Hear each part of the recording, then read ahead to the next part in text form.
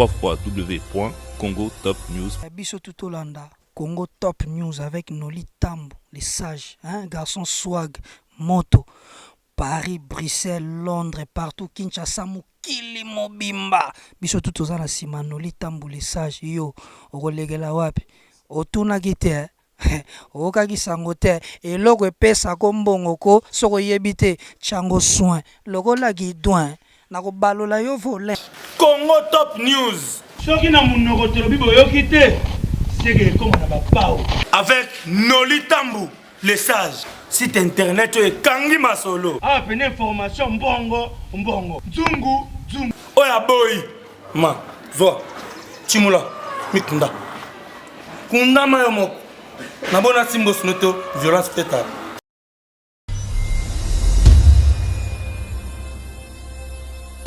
www.congotopnews. Bana programme na bango mo bon.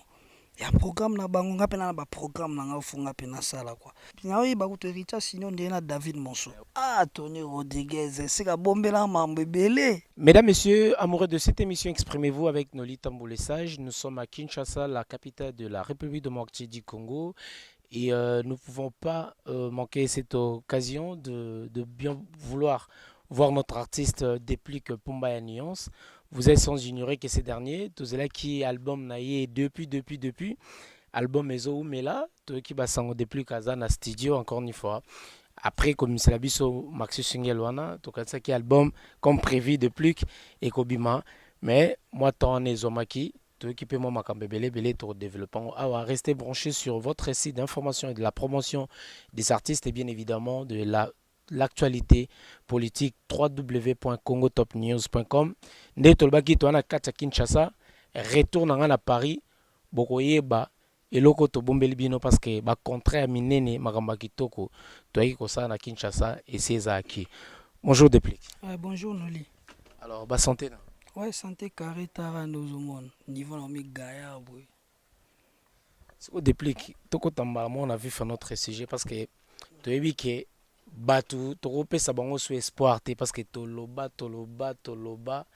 après single auto bimisa ya deux titres générique moko na chéri coco au batu bazelaki batu bazeli vraiment album est précédé en haut. Qu'est-ce qui ne va pas en fait chez Déplique Pumba Nuance? Bon, moi j'ai problème on a ba producteur donc tout ça vous se comprendre bien ti. Yango ngamo s'est décidé siko que plan vraiment faut bima parce que ba congolais ba on dit Déplique azo banga ko bimisa ba plan tonné nini mais cette fois-ci c'est bon ba plan zo bima. Donc ba plan pena ouverture ba tutu ba zela ngo kala mingi te zo bima na. Likambuno ba producteur oyo e bandi pe moi kala to lobelango.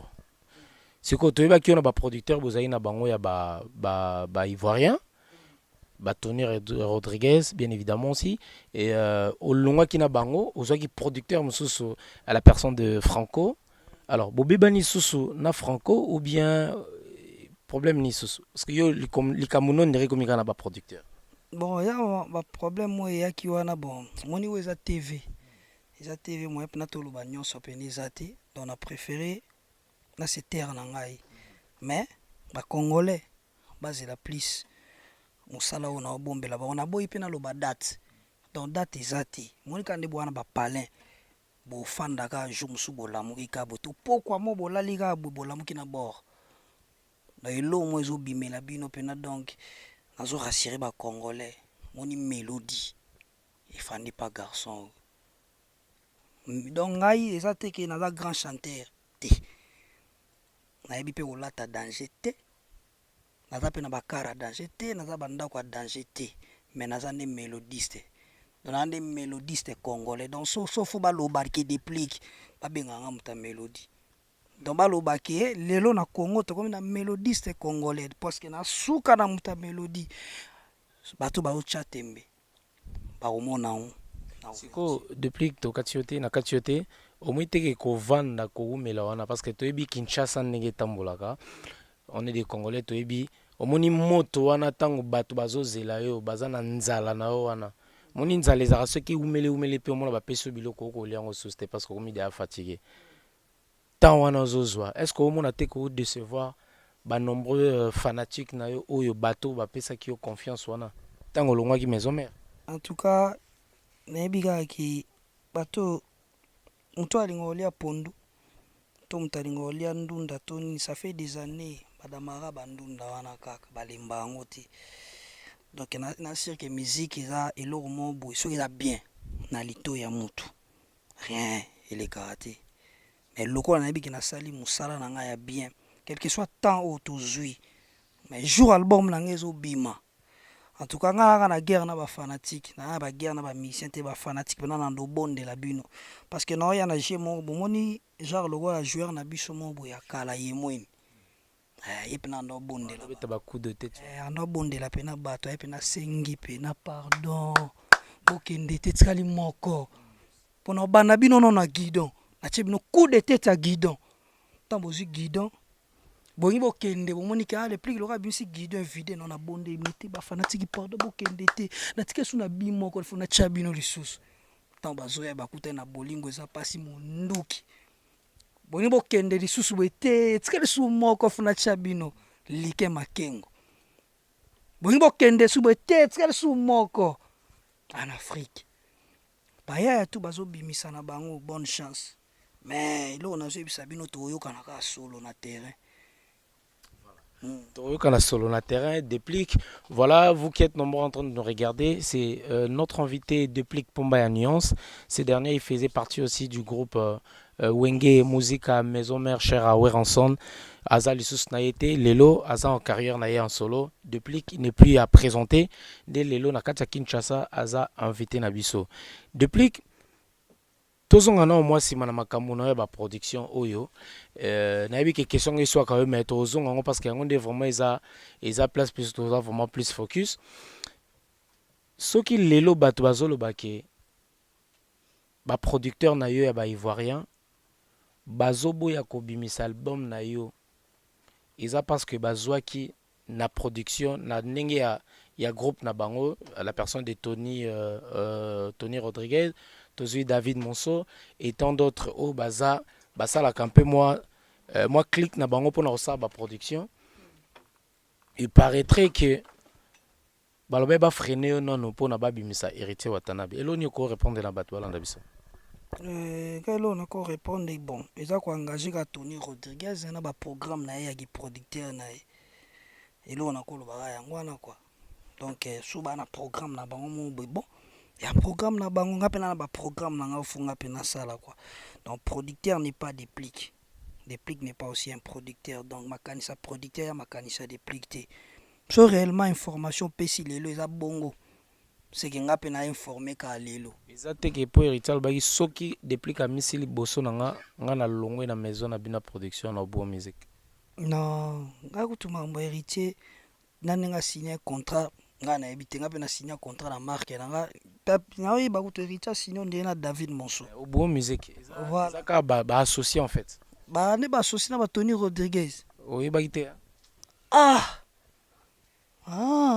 nayebi on gale ezaka ba part oye apport en numéraire oye na mbongo oye na boy ezaka bongo Tony Rodriguez sika bombela mambo ebele Tony Rodriguez abombela mambo otali clip andeko na ote mi mutasala ona oh na mon réalisateur Tony Rodriguez voilà et bimi nango c'est bon il a le coup moi Congo parce que ceux qui vont pe ba ocha artiste moi Congo poids ma beza yaka drapeau le coup muka ya Congo quoi.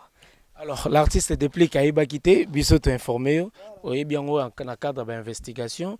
Alors tomoni misaki maxi single oyo Déplique Pomba Nuance bato wala ndabiso vraiment belé na kati ya Paris tika to sama transition et ça la plaisir à celui qu'on appelle Siamoulex Aigle Noir et l'équipe Kilo hein comme disent les Ivoiriens dès comme lui à Paris il y a pas au donc mi balé le roi à Paris na Europe actuellement à Zate Siamoulex Aigle Noir et l'équipe Kilo voilà Déplique kolba qui est au soutenir hier tozane awa Déplique obimisi des titres mais na memika message kara oyo ba fanatique no balingaka bato balingaka la chanson Chéri Coco ça va là déjà je te félicite merci.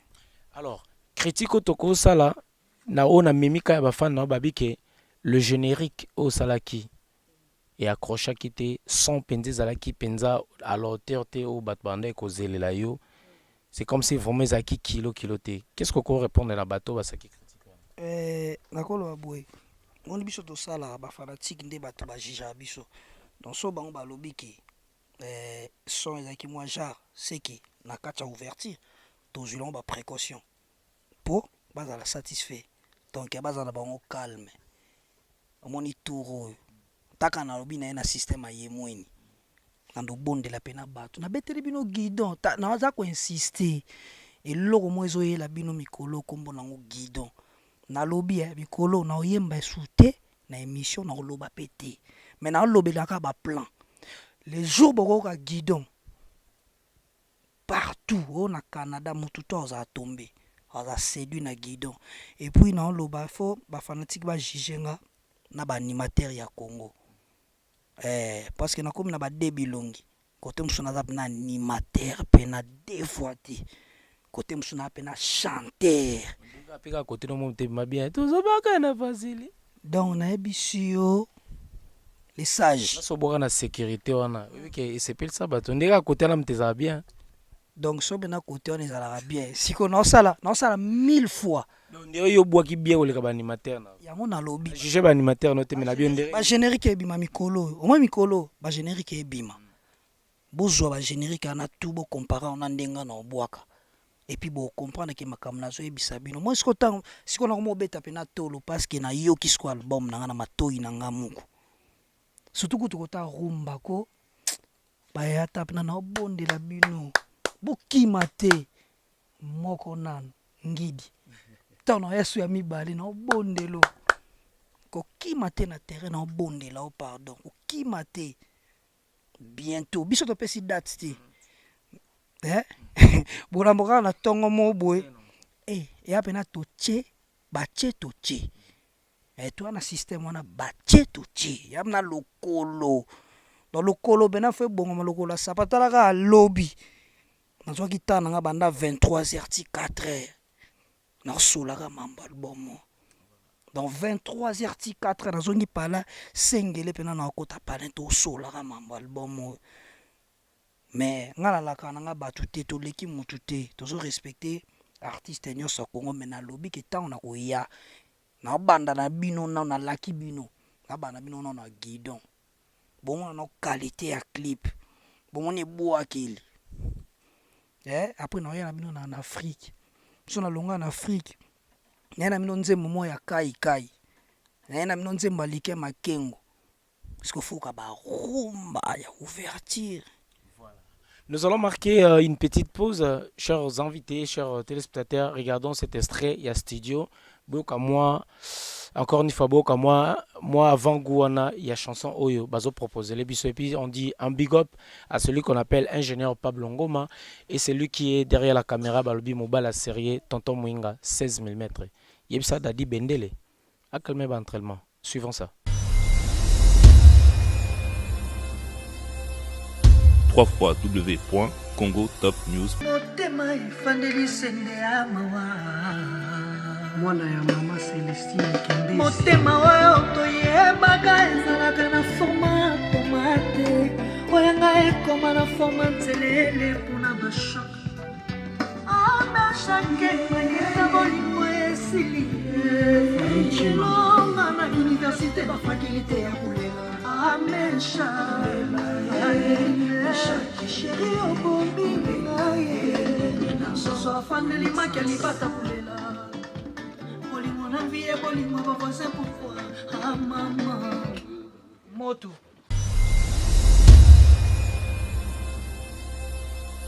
www.congotopnews. Voilà, nous sommes de retour sur ce beau cadre. Place Nini Obambi Bisoepa, il y a Déplique Pomba et Nuance. Bozomon a déjà tous en 4 studio, c'est-à-dire depuis qu'ils ont préparé sous Makamba Kitoko malgré tous zéliers pemo belé et Nabi na Paris bateau déjà bozo zela et belé na on a déjà le récupérateur Francis Mbala Zabolo.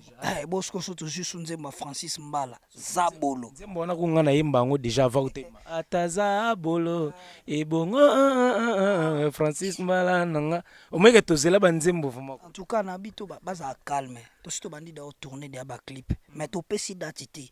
Mais toi prêt. Et tout le monde Janice Cramwell aussi, Janice Cram. Janice Cram pas dans le logo ne mo ya musique on a donc ils na matata. Ya pena matata do ba rumba lobby to ça qui na studio to potana to ça la choix. Ya rumba ni to bimisa donc to monité. Banda to bandi nyonso za kitoko bon to bi bon ça va. Bolingo za pasio démarrer bango nanu.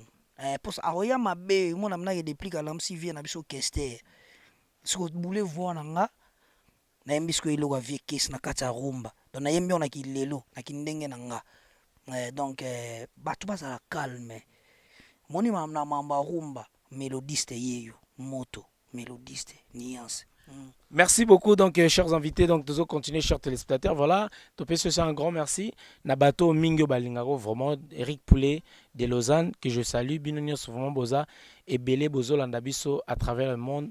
Mon vieux Didier Imbondo, hein, Bambo Tebele, le sénateur, et vraiment on a bino nyos bozo landa biso tozana déplique tozo chité na biso muke nzembo balakisi biso oba toti yango ndo banda nango tolobe ozo changer wono embeli na wana embeli like makeng avie na like makeng ba voiture ebele kande batutu bayebi ekolanda na pena mulongo sombo ya ba melody na ebite soki lobi na na ozanga mamba oyemba su lobi po onyo su na yembi le na mona ndi après disco ndi bozanga na bino ngai po na mona selo ni su na oyemba te après ndi na tika nenule na ofandela ka disque na yoka ngo panda bane bele na ndoyoka ka disque na po elom su na osala tika oyo ya mabe ya nkele.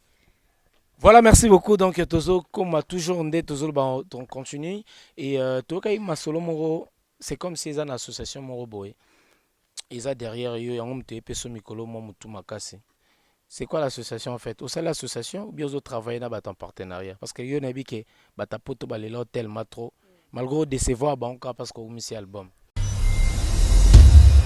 Voilà, comme vous regardez là, l'émission depuis Kinshasa, et on parlait de l'association de Madame Mireille Biboussi.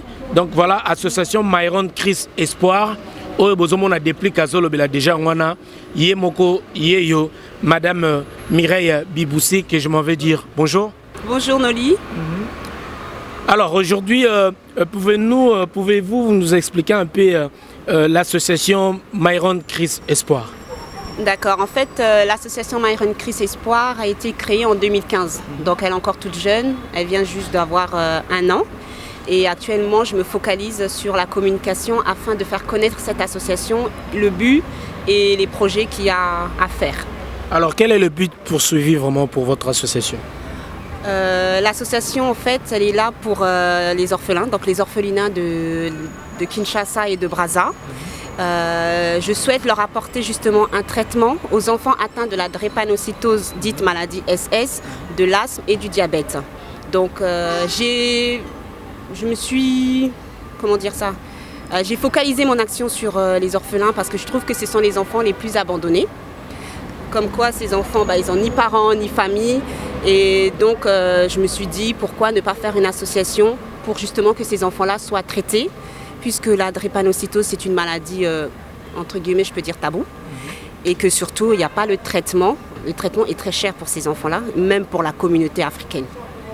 Voilà, merci. Est-ce qu'il y a déjà des actions menées sur place à Kinshasa ou à Brazzaville? Parce que Myron Chris Espoir, je tiens à vous rappeler que cette association ne s'occupe pas que des enfants de Kinshasa, mais l'association aussi s'occupe des enfants de Brazzaville, bien évidemment aussi. Bien évidemment, c'est aussi pour Brazzaville, pour Kinshasa.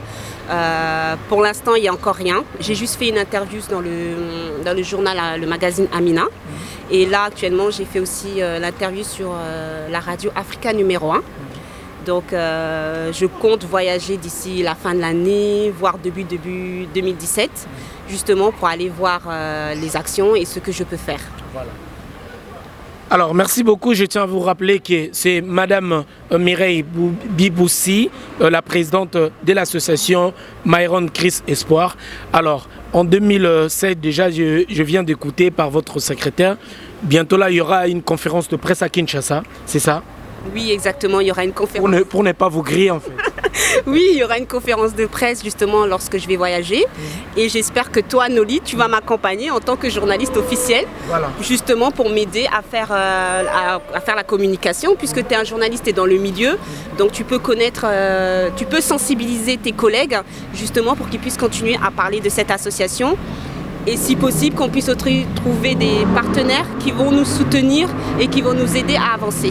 Voilà. Merci beaucoup. Donc à très bientôt à Kinshasa. Bientôt, d'ici la fin de cette année, nous serons bien évidemment avec l'association Myron Chris Espoir de Madame Mireille Biboussi, la présidente. Voilà. Et un numéro de contact, un email pour vous contacter. Alors l'email de l'association c'est mceassociation@hotmail.com et le numéro de téléphone c'est marqué sur la carte. Donc c'est le 07 58 06 68 12. Alors cette émission passe partout, voilà, partout dans le monde. Alors il faut mettre le préfixe 0033. 0033 07 58 06 68 12. Voilà.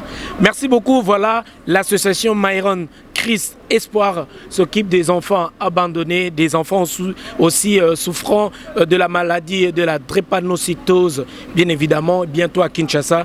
N'oubliez pas de contacter cette association au 0033 7 58 06 68 12. Voilà, ou contacter MC, M de maman, C de coca, E, A, S, A, C de coca, I, A, T, I, N, I, O, N. Voilà, donc MC association @yahoo.fr. N'oubliez pas de nous suivre désormais sur la radio-télévision Groupe L'Avenir, la RTGA. Désormais, suivez Noli Tambou Le Sage sur la RTGA. Un big up à toutes les associations et surtout à Berado Prince des Amunda, le prince des Amunda, je tiens à préciser. Je dis un grand merci à celui qui est derrière la caméra, Arnaud de Vouma, 500 mégapixels, à toute la grande équipe de votre site, le www.congotopnews.com, Hervé Mosengo, ma bradam, le capitaine de l'équipe, le Ketchou Papa Malongi, et à vous tous, Tonton Mouinga 16 mm. Merci beaucoup. Regardez encore une fois votre émission avec Déplique Pomba Nuance. Suivons ça.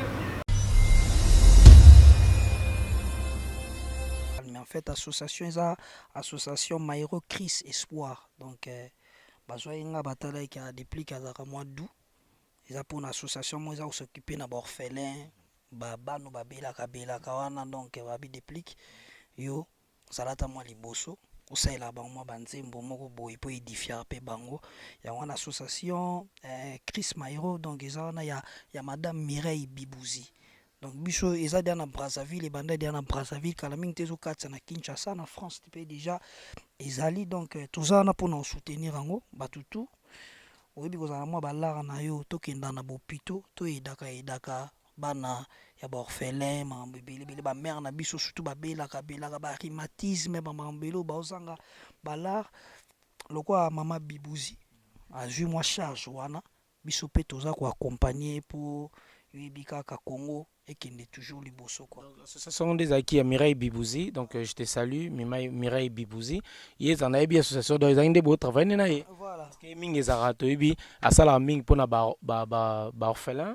Et puis anémique enfant qui a atteint la maladie à drépanocytose et ça vraiment la banine est belé venant dans secteur on te soutient vraiment toujours derrière toi et puis toujours soutenir pour que association et kende liboso Myron Chris Espoir donc avec Mireille Biboussi donc on te soutient voilà vraiment continuez toujours bato abonné tous on a bango na besoin à Congo vraiment pour na Congo bon no ngai soki zolo nganani ngai soki nini nyau ngataba ngani bolinga balokumu moko inutile na lati veste ya boye yoji nini veste wana ozoke somba ya yoji wana ya prix ebele tanto ya ba 10 000 balles wana okopesa bamare na biso na bahopitau te ale ntango wuti opesa bamare na biso ya kobeta siko tolo monde neti nga boye na ida bamare banini osala biso bien me bozoyaka bamesene kaka kokenda kopesa bamisie bambongo ya buzoba komela bamasanga okoti na boîte ngai 50 champagne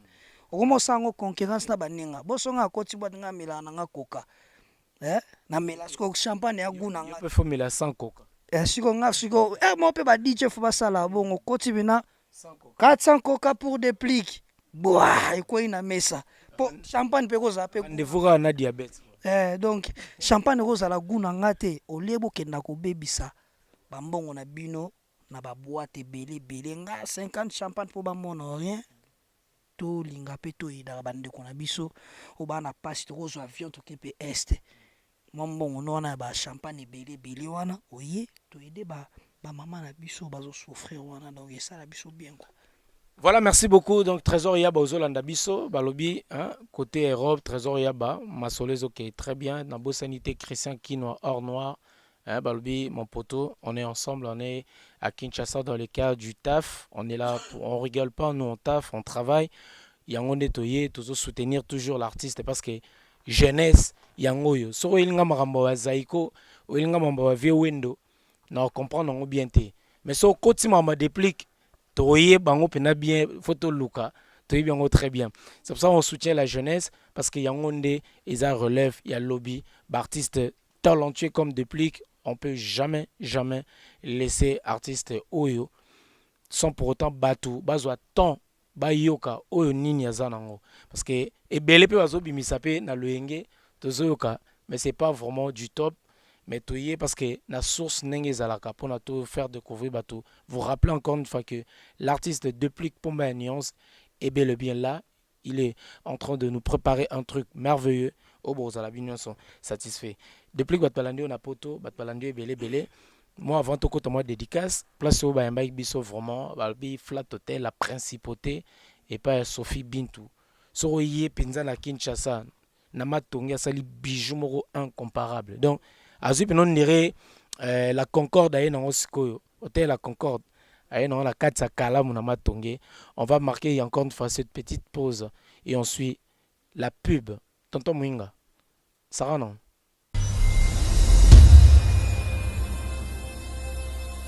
www.congotopnews. Au cœur de Kinshasa, la capitale, découvrez SB la Principauté, hôtel et restaurant.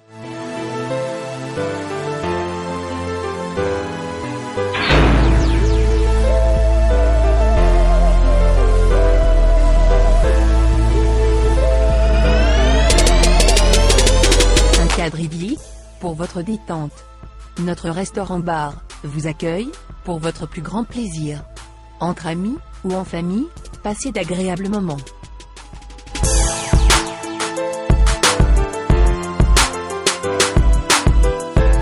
Pour vos soirées grandioses, il y a notre salle de banquet VIP.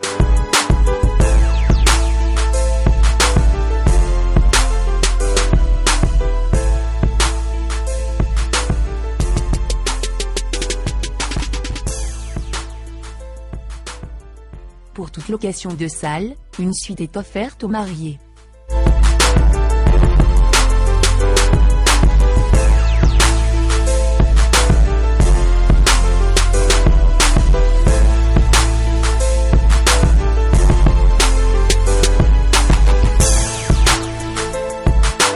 Découvrez nos suites et chambres VIP, ou simples, aménagées pour votre plus grand confort, pour des nuits inoubliables.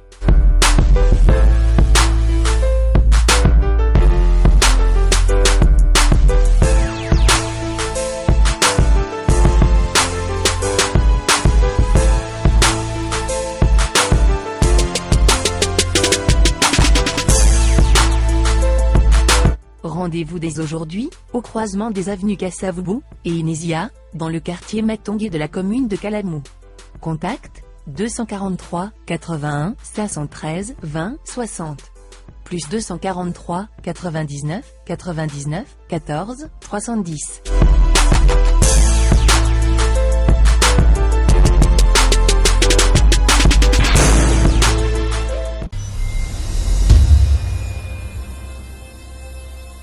www.congotopnews. Konanenga par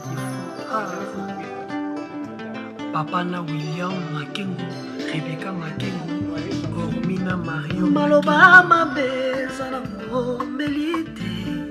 Nazeko myoso kisoyanga motema. Regard méchant na yo, eza nango matraqué.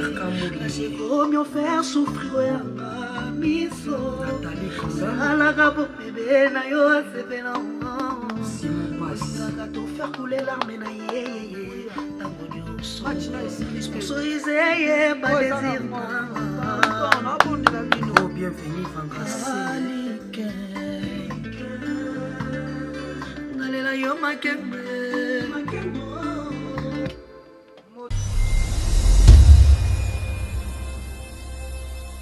www.congotopnews. Nous sommes de retour sur ce beau cadre. Et voilà, balobinde tobaki bino so flat hotel la principauté yango nde kangi nde pe tozoloba nde kabota l'émission toza déjà na poto et nde pe kabota l'émission oyo boyebake naza pe déjà côté mo boye bo comprendre ngo parce que toyaki tende bokanisa wana mais toyaki pona musala depuis pomba nyonso to comme na biso vraiment na suka. Alors un message peut-être pour na apaiser batu hein batu balingaka yo wana ebele et puis pesa bango moins espoir pour l'album ndeka ezala quoi nayebi batu tu bayebi étape asuka ezalaka so muta osa clip donc baomo batimba baomo batimba et puis na rassurer bamasa nanga open world boleki tellement ebele wana tanga bino nyonso na généraliser ka open world bocha déjà makelele bamigo ngombo mokonzi ya cette commune matisa déjà banderole mata déjà masa zala pio musala esalami na niveau moko ya likolo donc zala pio tozo frapper ba on a guidon donc batu tout ozela guidon ezoya parce que to lobby ba chéri eloko epesa ko mbongo chango soin biso pe ba ya eloko epesa ka biso mbongo chango soin lokola ya noli tambo ezaka micro oyo donc faut chango ka soin ba mama eloko epesa ko mbongo chango soin atoza roulage eloko epesa ko mbongo chango soin toza jogo netinga pomba niance mongongo epesa ka mbongo yango nengo na chango soin kwa yaba maloba sika donc slogan ezaka bongo eloko epesa ko mbongo chango soin mais to ko balola ngonde volant donc bazela guidon ezoya to ko frapper to bana nango to bana na guidon nazo rassurer ba congolais talaka na zwa temps na ngai album 3 ans ya travailler album 3 ans mais tango ebima bomona ke 3 ans o ezaki pona pamba te donc napesi ba congolais nyonso mbote nga problème na mutu te na problème kana public tant na obimisa eloko na nga na cheka sur 10 donc album na nga sur 10 donc na se wana tango ozokita fo tiela nga sur 10 napesi autant sur 10 donc na posa au commenter belete so po tie 0 OK problème ya te à la prochaine to bongisa donc tant album e bima na se wana fo tiela nga oye na se wana depuis nga sur 10 napesi autant so po pesa nga 3 kayo so po pesa nga 10 sur 10 kayo mais nde na moni nde to rappe to évaluer ngo siko mon tant nyonso etonda to évaluer ngo siko to bito lui bato maïl ponga moi maïl les ana opena moi troté to lukande ti Pablo Ngoma Tony Mbembele bato ba poussa moi maïl liboso ben ingénieur ya swag moto ya kusakana te Blanchard Kabanga c'est un ingénieur nani Ngoma on resaka za moi papa moi munene moi libumu nzo nani ka jeune ya jeune ya zo yem tabimisi ba jeune tout Pablo Ngoma kaka moni ba jeune tout yozo ka ba sa succès Pablo Ngoma mutabimisa bango yango pe nga pe na yeka Pablo Ngoma bimisa ngati na ndenga je yaza magicien yaza magicien. Alors depuis que to comme na biso déjà na suka to aussi ça na biso na ngala poser question moko na pesa pe mbote na bat bolandi biso na Paris de partout Nushka Joboke Silia Joboke la caprice de star et na bosete Yves Joboke na pesi bino nyonso bambote bolanda biso Octavie Lando Carnel Bafiba Loïs Bombi on est ensemble. Alors l'album baninga obozaki na bango na wenge ba otobimsa moko bimisi chanson mosusu otobimsa album pour ne pas citer leur nom critique ni ko sala au trouver ngonde ni ce peut te na biso déjà peut to chiter na message o asuka ouais basali boulot bien basali boulot kitoko biso eza plus babule puis na bosante président Kader na soutien ya bongo nano ezala te kwa président Mayo soutien toujours Fali Maswaku Broly moto ya kosakana te baza toujours na soutien puis na bosani te Joujou Dikon deux fois te pétant yoka na 8 ans oyoka eza bien eloko so eza bien moi to boya eza te ba fanatique nde bango mo bayebi parce que ngape na koloba bien mais bino mo comprendre oso comprendre ta bino mo butalaka dans ce de côté à fable tozomona ta habita na benga ta komwa mama ye dabida na benga ta komwa lobo mo maloba na ebite mais to ebi ke côté tout nazoleka moi tabita ba mambebele bele côté msuto ye etenga mayo yo tenga maye etenga maye etenga ma de comprendre donc msupeto ye côté msu wapi côté msu ba chanson kande to te net na bakino tena bakini chanson moko te so na mikili menga na Kinshasa donc nasali bilan na nga ya kin tabita na benga ta kombwa mamaye tabita tenga maye tenga mawo tenga maye ki BMT BM terrain. Voilà, chers téléspectateurs, voilà Tokomi Nasuka, sans polémique, sans complaisance aucune, bien évidemment. Merci beaucoup aux gens qui vraiment ébélé depuis que Tokaboana yé. Attends, ça la biso moi na rotika vraiment moi micro et ça la bien. Tu dis qu'il y a une chanson au ba fille ba comment filmer na ba snap, na ba WhatsApp, ndeka ezalaka. Chéri Coco, Tokaboana depuis to yambi artiste tant yambi mécanicien iba ka bon c'est la voiture. Soko yambi pe moto ambongo yeba ko pakola yo mais soko yambi artiste yeba ko yembela yo depuis to kabono déjà ça la plaisir vraiment na bateau ba sepela surtout ba fille ba lela vraiment bien to kabona bango tana ndeka ezala quoi chéri Coco pour faire plaisir on se voit pour un autre numéro de votre émission Nazala Poto www.congotopnews.